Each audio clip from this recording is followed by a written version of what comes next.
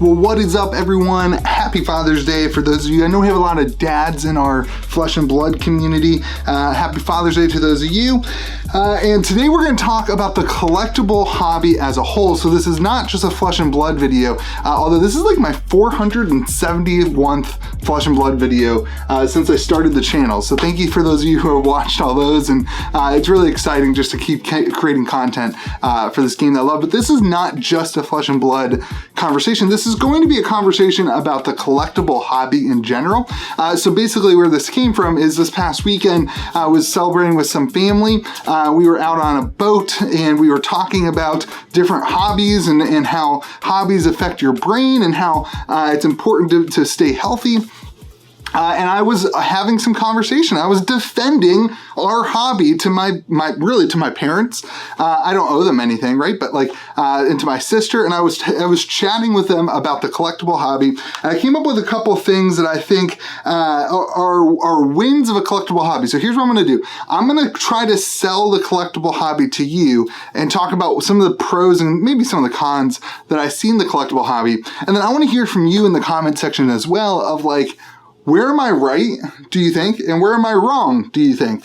And, these are just my opinions, and that's what all my videos are. So I want to encourage you to partake in some dialogue and conversation with me in the comment section. But where this came from, kind of the general, I think the clickbaity title is going to be, is the collectible hobby worth it, okay?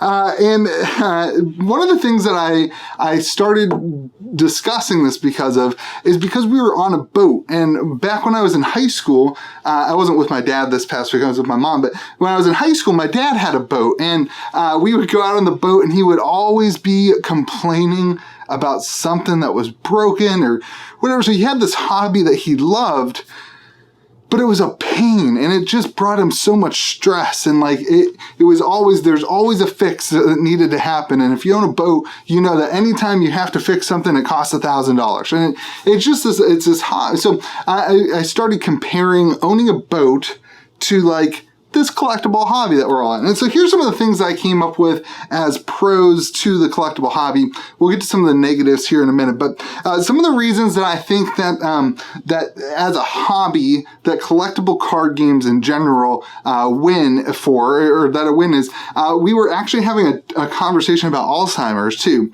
My grandma my grandpa just died of Alzheimer's, and my grandma is kind of going through that right now.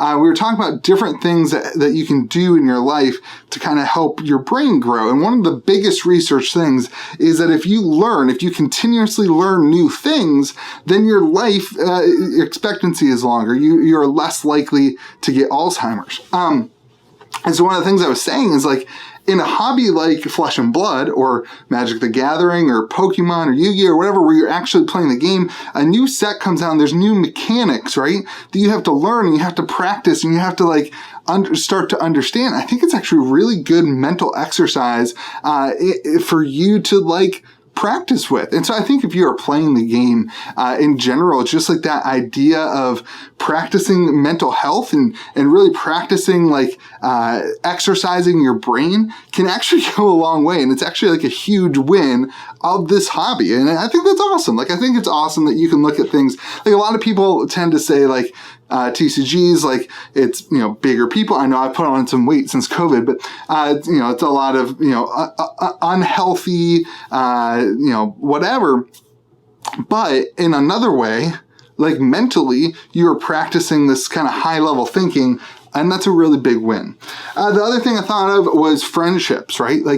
Some of my deepest friendships in my life have come from playing this game and spending time, not just Flesh and Blood, but Magic the Gathering, whatever, and spending time with my friends at a table as opposed to just doing something online, and you get this if you're out on a boat or whatever too, but I think that's still a huge pro of just investing time with one another and laughing and having some competition and just really pushing the barrier of social, I guess, play and conversation, right? I think that's a huge win, and I think it's a way to it's a way to give some validity to this as a hobby too, where it's it's not just something that you do. Like, I think sometimes video games, and like I know there's online games where you're like connecting with other people. I know people who are like best friends with people they play online, but sometimes it's a very isolated thing. And card games that are played at the table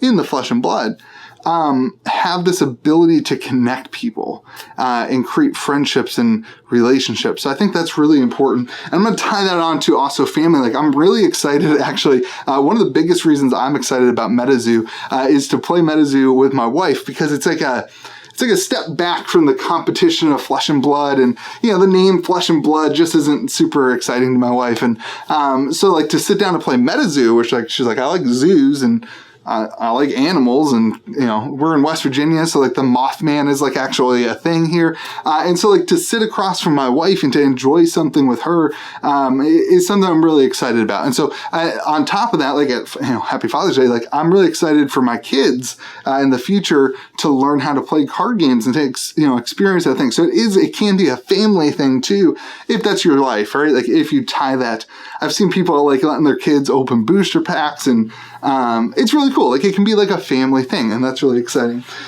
What else did I say on this thing? Money, right? Like I think if you look at like a boat, like boats depreciate in value. They go down in value. They cost you thousands of dollars to fix once a week, once a month, twice a year, whatever. They cost you a lot of money to fix. A lot of other hobbies cost a lot of money, like biking. I mean, that's an expensive hobby. Bikes cost a lot of money and they depreciate in value. Now, you are getting a lot of value out of these things. Don't get me wrong. You are still getting a lot of value out of these things. But one of the things I really like about the collectible card hobby is that for the most part, the way I do it at least, your cards appreciate in value.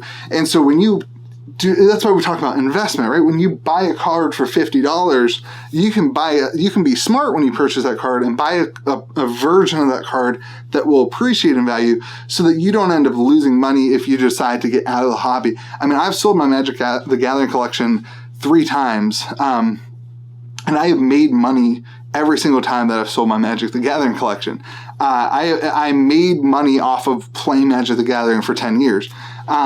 I didn't lose money. I didn't sink money in that just disappeared over time. And so I think that's a great way to look at a hobby too, of like, can it fund itself? Can it provide itself? So you're not kind of taking money away from your family to support what you want to do in that hobby. So I think that's really cool. We talked about that in a video last week too. So like, I don't want to harp on that too much. And then this last thing, commitment and learning not to compare. And I'm going to stretch this one a little bit because this is really anything in life. But I think whenever you commit to, one of the biggest things I hear about, I don't want to get into Flesh and Blood because I don't want to commit to another card game. But I think in a card game scenario, in a TCG scenario, you are taking a plunge and committing into a relationship, a long-term thing. And that's really great. Like, that's really good if you start looking at like life skills for like teenagers and stuff like that, to learn that like once you commit to something, you have to continue to see it through in order to be successful in it. And that's a huge win, I think, for the trading card hobby. But then also this idea of comparing, one of the biggest things I've learned from being involved in trading card games is that somebody always has a bigger collection. No matter what, no matter who you are, somebody already has a bigger collection. And so you have to learn to not compare your collection with another person's collection. If you guys listen to our podcast, May the Zoo be with you, it's a Flesh and Blood podcast. You know that like George is like, he's up here, he's higher up than Mitch and I in terms of collecting and investing and buying cards or whatever.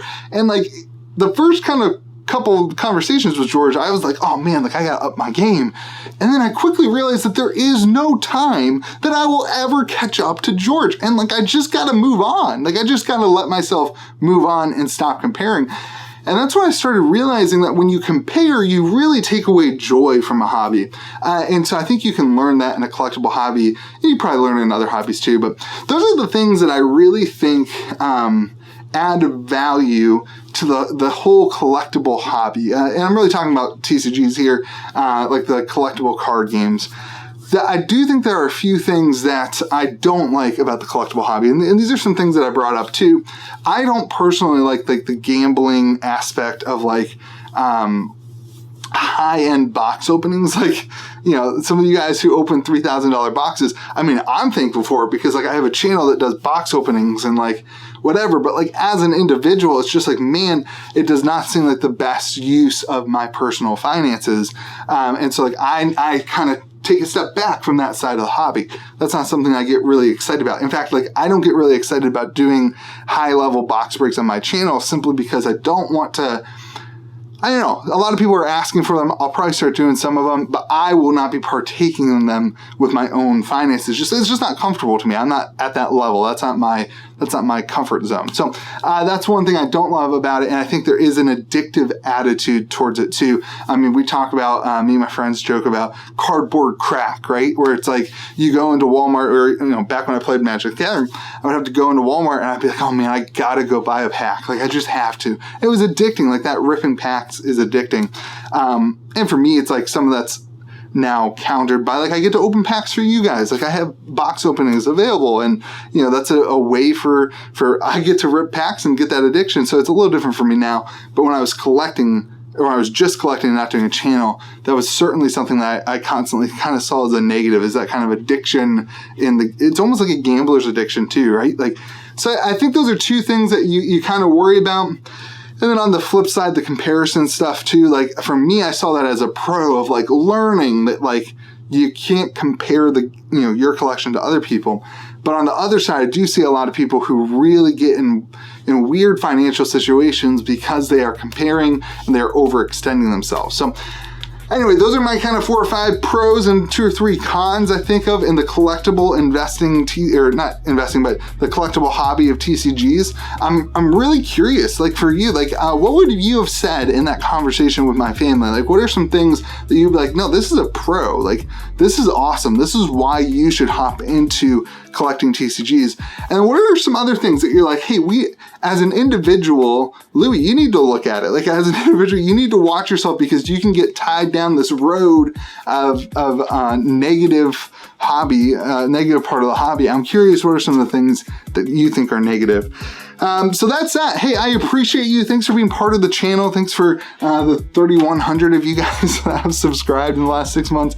You guys are amazing. I really appreciate you. I hope that you have a great day, that you remember being kind to the people around you.